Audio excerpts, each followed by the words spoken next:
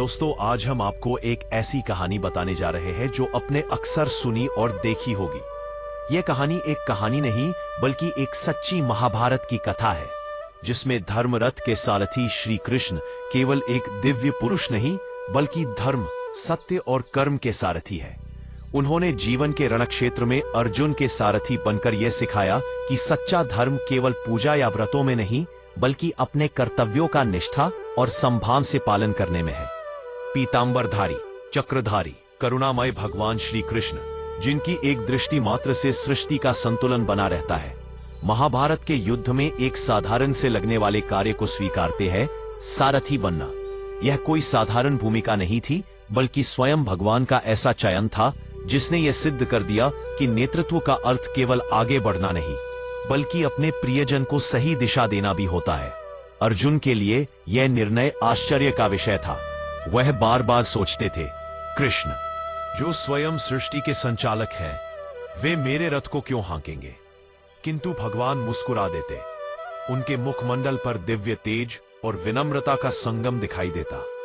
महाभारत के इस महायुद्ध की पटकथा स्वयं उन्हीं के द्वारा रची गई थी। अधर्म का अंत और धर्म की विजय पहले ही निश्चित थी। फिर भी उन्होंने अर्जुन के सारथी के रूप में कार्य करना स्वीकार किया। यह उनका मानव रूप में परम धर्म निभाने का एक अद्भुत उदाहरण था। सारथी के रूप में श्री कृष्ण के प्रत्येक कार्य में गहनता थी। वे स्वयं रथ में पहले नहीं चढ़ते थे। पहले अर्जुन को आदर पूर्वक चढ़ाते, फिर स्वयं स्थान ग्रहण करते।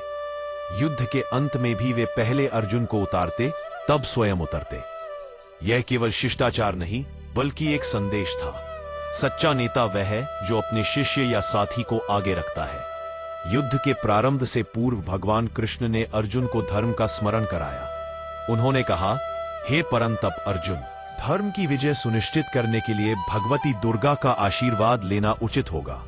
उनके आशीष के बिना कोई भी युद्ध सफल नहीं हो सकता। अर्जुन ने भगवान की आज्ञा मानी और भगवती दुर्गा से विजय का वरदान प्राप्त किया। इसके बाद श्री कृष्ण ने अर्जुन को दूसरा उपदेश दिया, हे धनुर्धर, अपने रथ की ध्वजा पर श्री हनुमान जी का आह्वान करो। वे धर्म, साहस और अजेय शक्ति के प्रतीक हैं। अर्जुन ने उसी क्षण हनुमान जी का आह्वान किया और वे रथ की पताका पर विराजमान हुए। उस रथ में तब केवल अर्जुन नहीं था, वह धर्म का रथ बन गया था, जिसके सारथी स्वयं श्री कृष्ण और ध्वज पर हनुमान जी थे। इसी धर्म रथ पर युद्ध भूमि के मध्य में जब अर्जुन मोह और ममता में बंधकर युद्ध करने से विमुख हो गया, तब भगवान कृष्ण ने गीता का उपदेश दिया। उन्होंने अर्जुन से कहा, हे पार्थ, यह तेरे कर्म का समय है।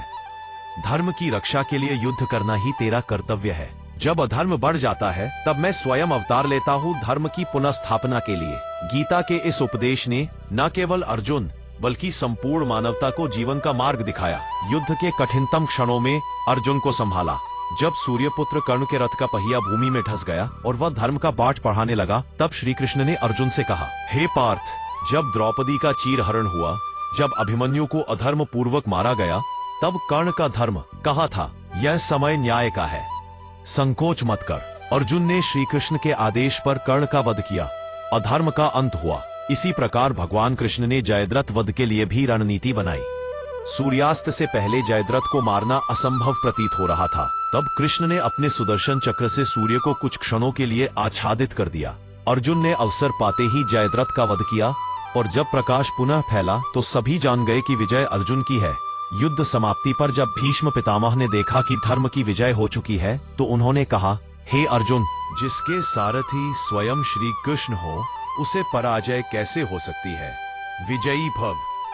भगवान श्री कृष्ण यह सिद्ध कर दिया कि सारथी होना केवल रथ हाँकना नहीं बल्कि मनुष्य के मन को दिशा देना है। उन्होंने अर्जुन के भ्रम, शंका, मोह और भय को मिटाकर उसे धर्म पथ पर स्थापित किया। उनके सारथ्य में अर्जुन केवल योद्धा नहीं रहा बल्कि धर्म का साधक बन गया। आज भी जब जीवन के युद्धों में हम भ्रमित होते हैं तो गीता की वाणी और कृष्ण का मार्गदर्शन हमें याद दिलाता है।